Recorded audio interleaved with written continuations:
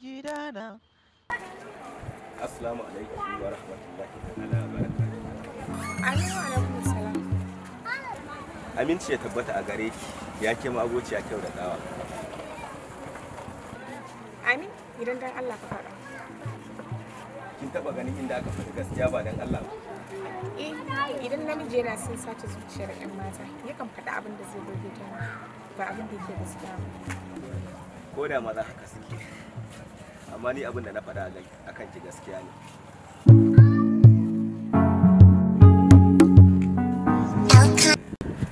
Ke ma kin sani, domin ke ma kin san ke kyakkyawa ce, son kowa kin wanda ya rasa. Malam kullum da Allah ka ni ba zai tasiri a kaina ba. Na gode da jin yabona daga gare ki. Yaushe kuma ne yabe ka?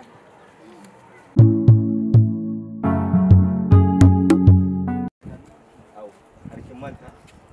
Dama aje irin wannan tunanin ai bai dace da ke ba. Me yasa? Ko ni baka ɗauke ni mutum ba? A'a, wane ni da wannan kalmar? Kawai dai na ga tunani ne mara amfani bai dace da ke ba. Na gode sosai. Da na yi miki wannan aiki kuma. Da daɗa ɗan alamun da sun yi zuciya. Ke ko ai ban yi komai ba. Dan da za ki bani kaɗan daga cikin lokacin ki. Kaɗan. Ai da na bayyana duk sirrin da ke kwance a ƙarƙashin zuciya ta. Ba ni ba. Kowace mace za ta so ta san saboda kalamanka ba za ta taɓa yin tsere ciki.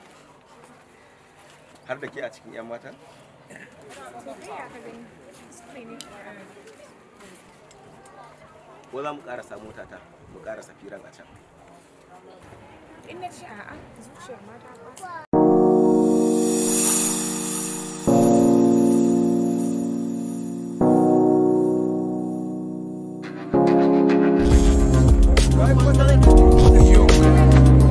Wanne?